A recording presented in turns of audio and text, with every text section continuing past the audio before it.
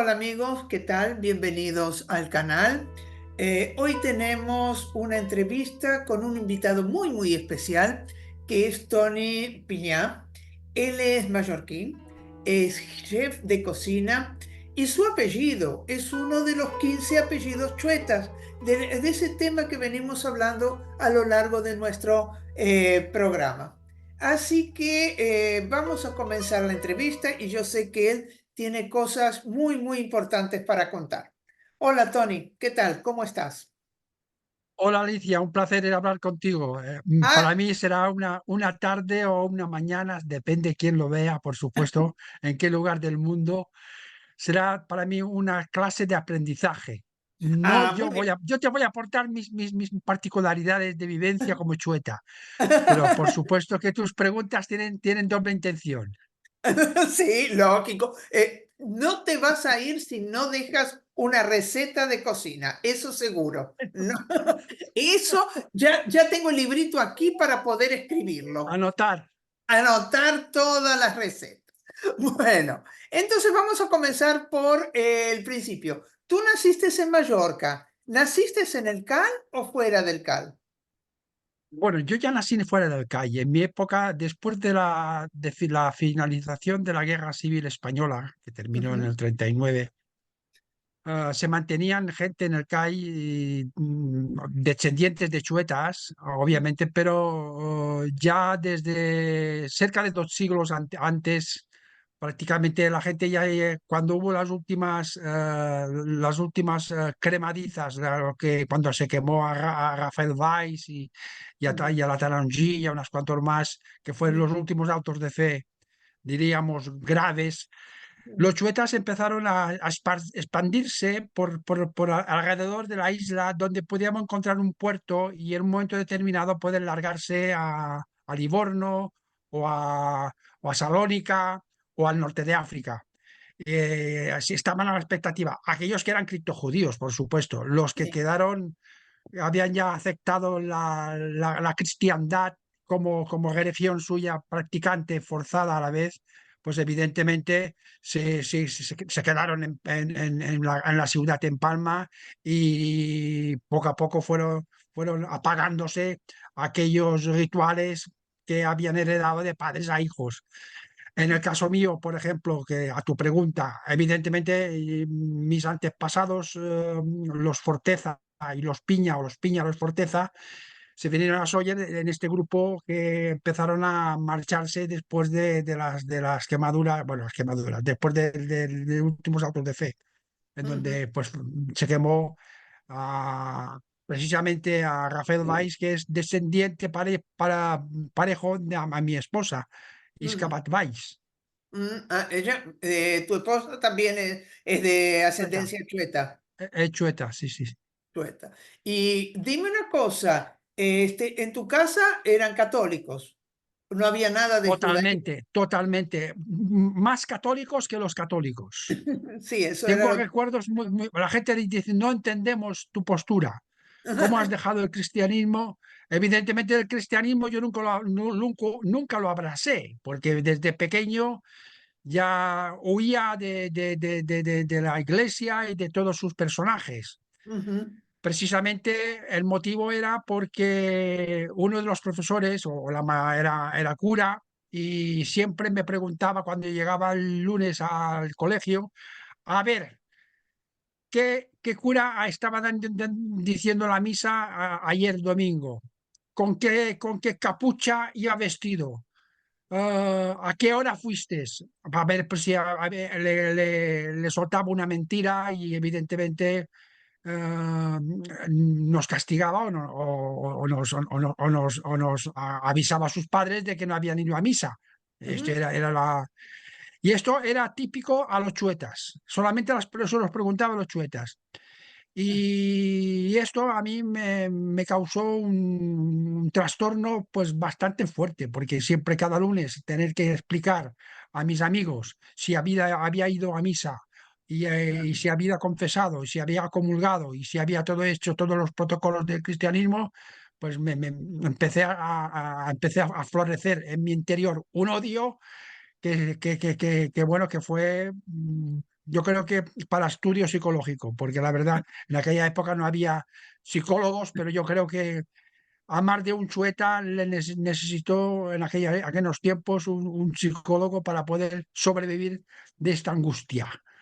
Entonces te afectó bastante en tu infancia y adolescencia el hecho de ser Mucho. chueta. Mis abuelas, mi abuela paterna, que era la chueta, digamos, Ah, eh, procesaba la religión porque habían vivido un trauma mucho más duro que el mío, por supuesto. Lo mío es una pequeñez.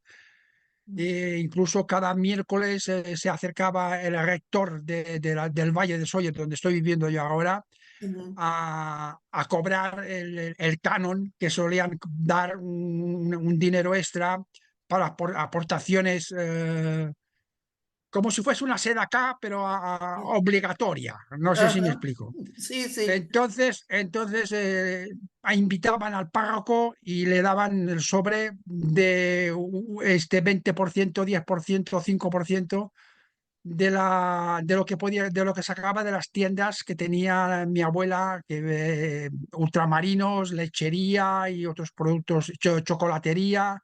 Tenía bastantes negocios dedicados a la alimentación, a la venta de alimentos. Y esto, el cura, pues evidentemente iba a cobrar su peaje y a vigilar si realmente había alguna cosa rara. ¿Había cosas raras? Sí que había cosas raras, muchísimas cosas raras. Por Esto, ejemplo, sí, por dime. ejemplo, fíjate detalles que son curiosísimos, que yo lo he descubierto pues después de 50 años. Ujú, Que solamente tenía una cazuelita pequeñita, una cazuela solamente para calentar la leche, ujú, exclusivamente. ujú, Cuando iba a la carnicería a buscar la carne, comprase lo que comprase, la sometía en remojo con agua fresca sacada del pozo y la dejaba 10 15 minutos, luego las secaba y luego pues se ponía a condimentar. ujú, Después, según qué tipo de guiso que preparase, cuando tenía que hacer algún sofrito, era muy frecuente, obviamente, añadir una cucharadita de manteca de cerdo dentro del aceite. ujú. ¿Y eso a qué se Esto, debe? e- Esto era una costumbre muy típica en Sefarad.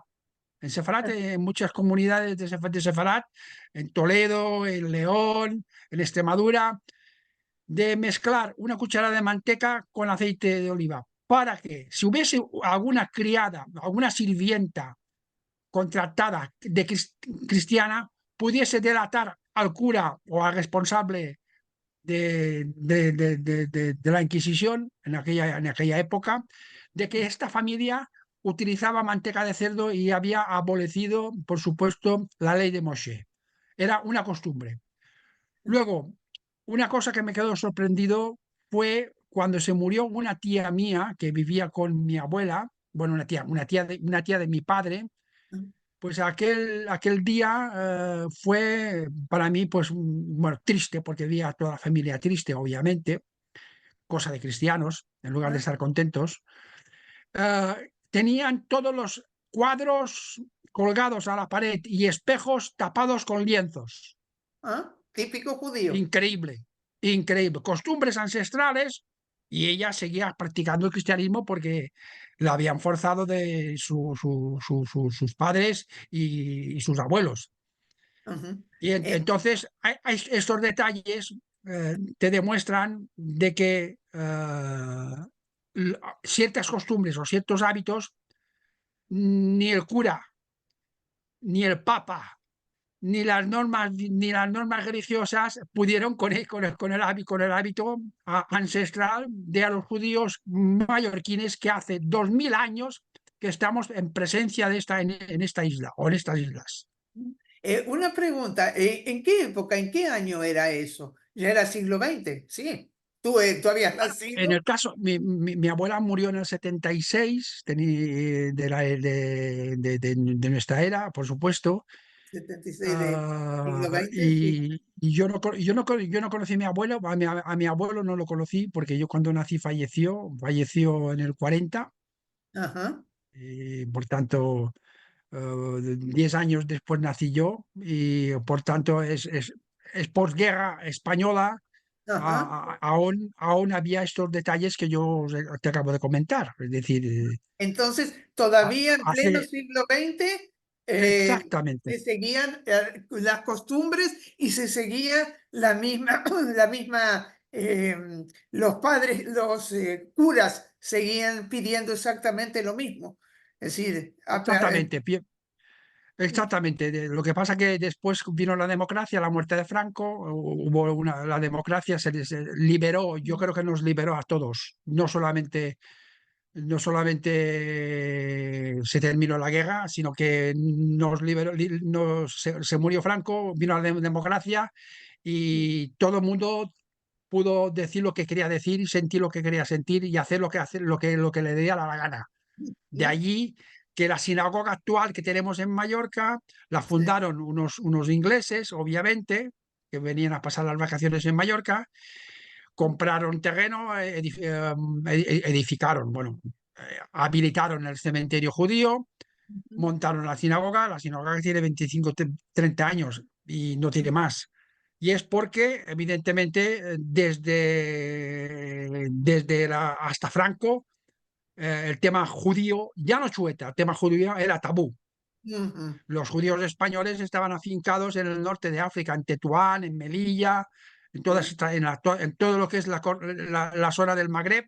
Aún Ujú. estaban viviendo aquellos judíos que se marcharon de Andalucía, de Extremadura, de Murcia, de Granada. Ajá, exacto.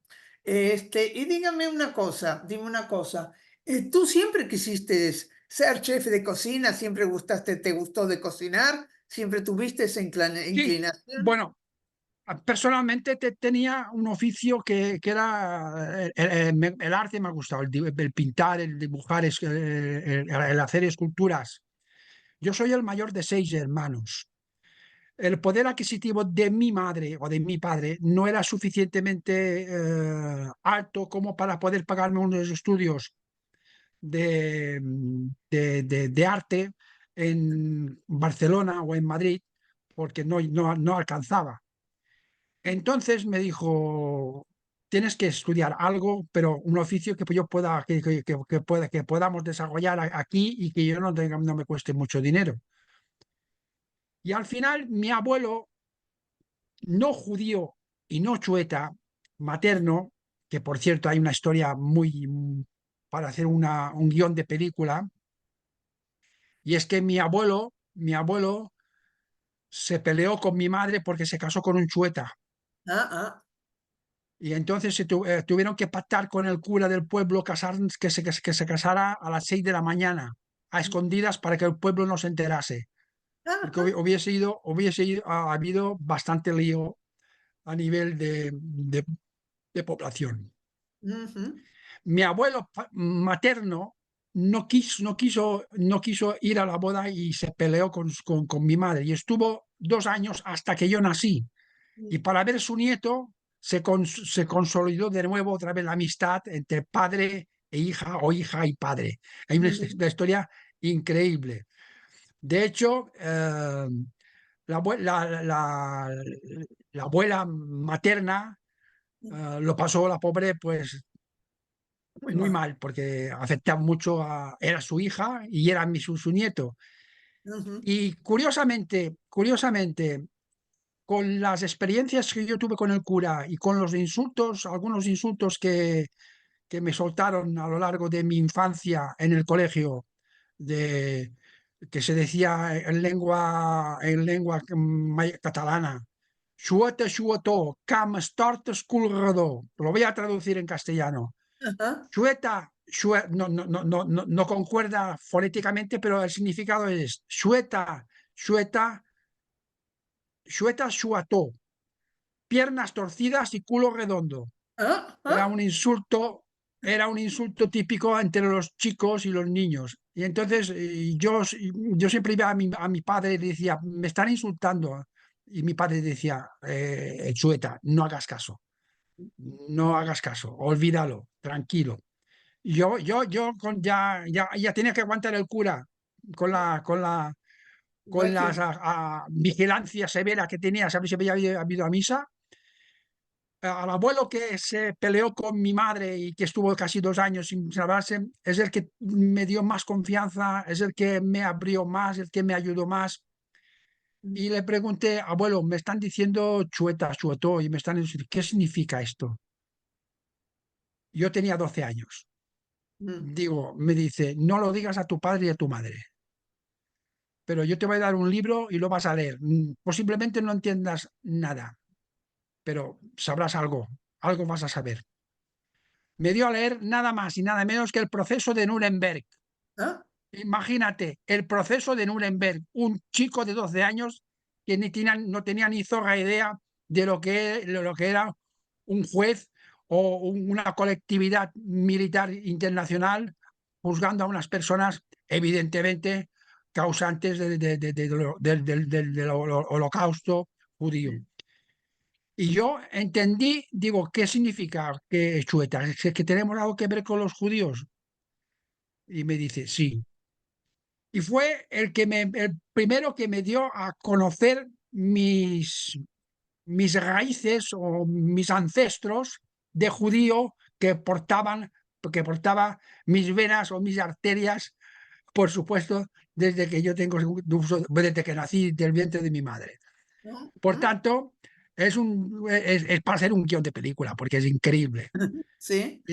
Al final, lo más triste que tengo de él es que se murió antes de que no pudiese ver mi conversión en Jerusalén. Seguro que le hubiese encantado, porque me encontré que, a pesar de que hubo una discusión familiar, era un hombre de corazón abierto y era un hombre que hoy en día, para mí, ah, fue el gran apoyo y el gran pilar. De hecho, su gran biblioteca yo fui el heredero, teniendo hijos e hijas, la biblioteca se quedó para mí.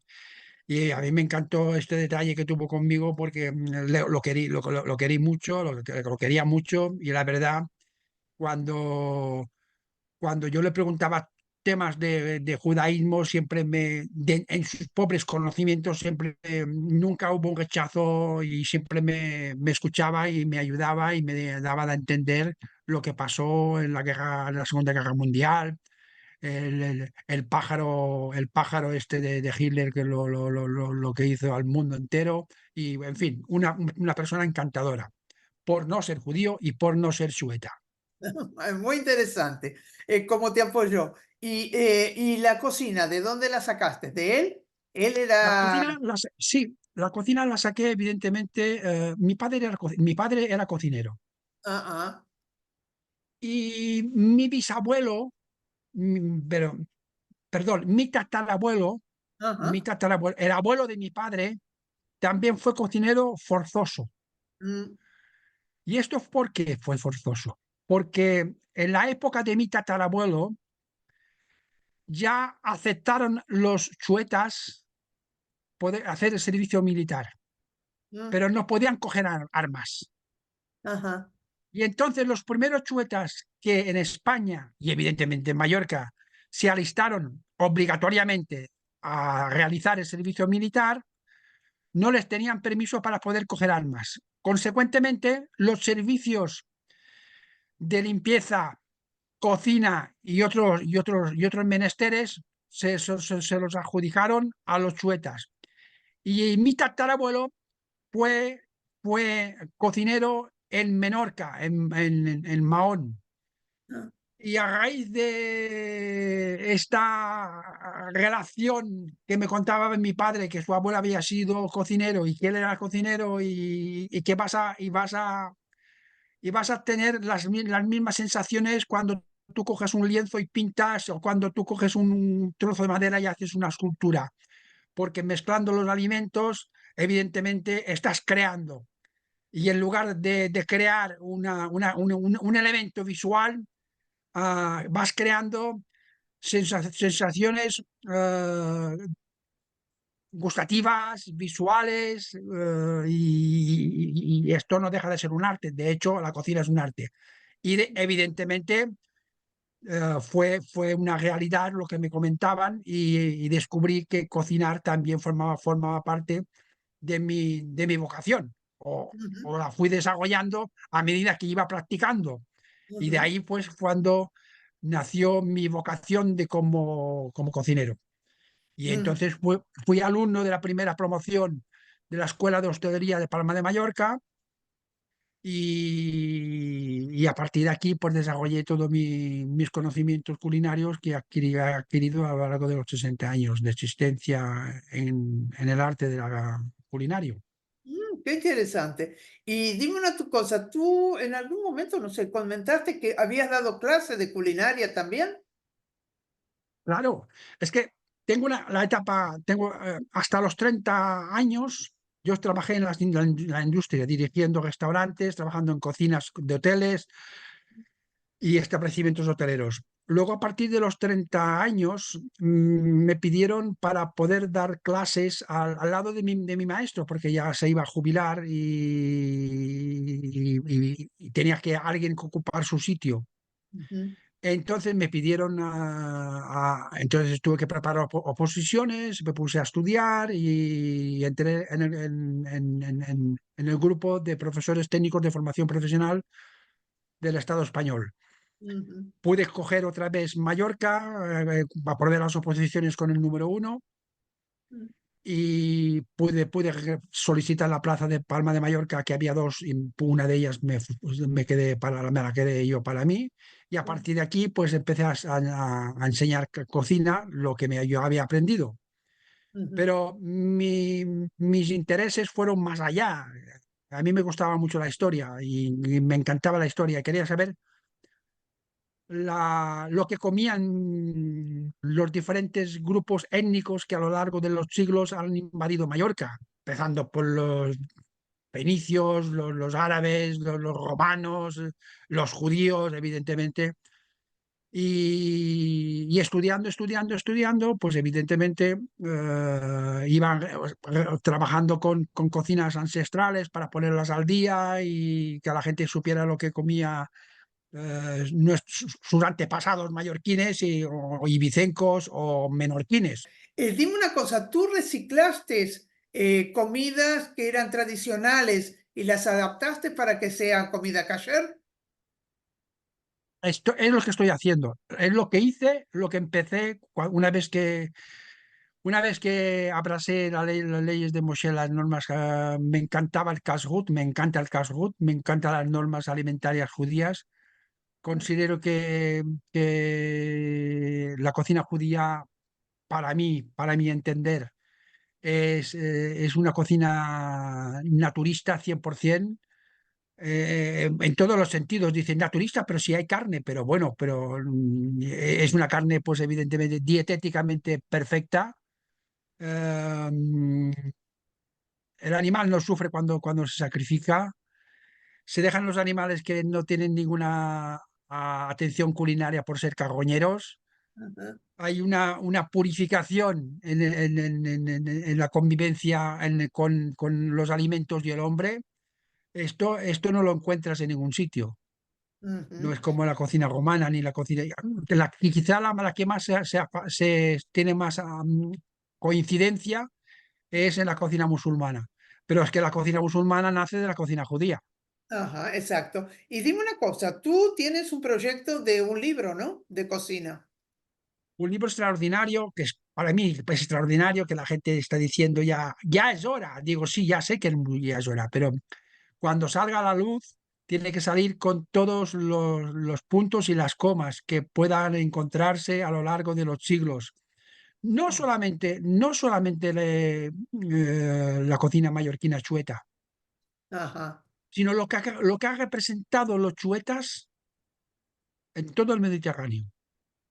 entendí. Yo he tenido la oportunidad de estudiar las cocinas del Magreb, toda la parte de Tunisia, la parte de Libia, la parte de Argelia, obviamente Marruecos, Ujú, la cocina italiana, la cocina turca, sobre todo la parte de Esmirna, la cocina griega, la parte de Salónica, ujú. y está lleno de mallorquines mallorquines y no mallorquines, y castellanos, y catalanes, y andaluces, y portugueses, que después de la expulsión de 1492 la gente se tuvo que marchar y fueron a poblarse en estos lugares. Por ejemplo, en Salónica, la primera sinagoga que se monta fueron las de los mallorquines. Ujú. Los hábitos culturales, perdón, los hábitos y las costumbres gastronómicas que hay en Salónica o que quedan en Salónica, porque pensan que Salónica fue atroz lo que pasó con la Segunda Guerra Mundial, de Ujú, 250.000 habitantes aproximadamente, más o menos, que había, pues se quedaron 6.000. ujú, Todos fueron ejecutados, por supuesto, en los campos de concentración. ujú, Pero los trabajos que hay de los pocos que quedaron, obviamente, han dado luz a estas costumbres ancestrales de lo que representaba, por supuesto, los mallorquines que llegaron y dejaron sembrado pues, sus hábitos culinarios y sus costumbres sin perder las conductas de la ley del Casgut. Y esto es ujú. precioso, esto es Muy bien. encantador. Y esto se encuentra en el norte de África, evidentemente con fonéticas diferentes porque son lenguas diferentes, pero cuando tú te pones el delantal y la cazuela y los utensilios y los ingredientes y el protocolo de ejecución de la receta es el mismo o es la misma. Lo que varía simplemente es el nombre y la fonética. Interesante. Y ahora vamos a cambiar un poquito de tema, vamos a venir a la actualidad. Y una de las cosas que habiendo tantos chuetas y habiendo pasado tanto en Mallorca, el brote de antisemitismo que hubo en Mallorca estos últimos tiempos. ¿Qué es lo que tú puedes decirme? Bueno, se puede resumir perfectamente en pocas palabras. Yo, por mi punto de vista y por mi experiencia, o por mis experiencias, a Ujú, pesar que hubo una democracia con la muerte de Franco y hubo una libertad de culto y hubo una libertad de expresión, el antisemitismo no se ha parado, se sigue igual. ujú, La misma historia que de mis abuelos, la misma historia que mis antepasados y la misma historia que sufre el pueblo judío desde épocas de las épocas de las tablas de la ley de Moshe. Es que, así de claro. Basta ver la actualidad. Uh, Pongo un ejemplo y no me quiero meter en política porque no me gusta la política, ujú, pero tengo que poner un ejemplo. Eh, el 11 de noviembre, cuando se asaltaron las Torres Gemelas, fue un asalto brutal de unos terroristas, no diremos más nombres, no se merecen que sean pronunciados. ¿Y qué pasó? Evidentemente, ah, Estados Unidos fue a buscar los causantes. Yo no voy a entrar si bien o mal, si lo hizo regular o no hizo lo que tenía que hacer, pero el mundo estaba apoyando a los americanos. Un grupo llamado Hamas secuestra y mata a 200 y pico de personas judías.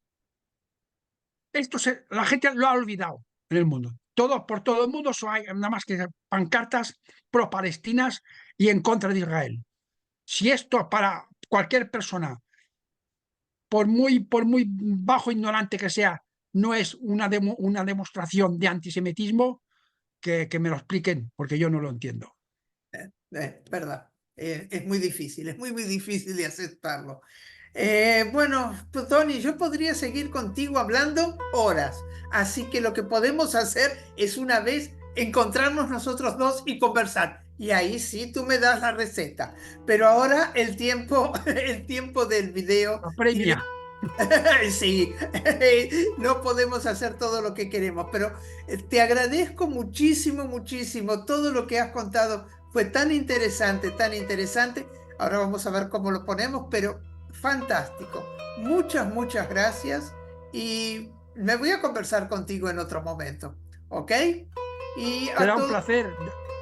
Será un placer enorme poder dialogar amigablemente, por supuesto, de Sí, nuestras particularidades que tenemos los chuetas, que me siento muy orgulloso, que para mí yo creo que ha sido una bendición de mis antepasados que a través de su espíritu me ayudaron a convertirme en otra vez, por supuesto, otra vez abrazar la ley de Moshe y poder sentirme orgulloso de pertenecer al pueblo de Israel.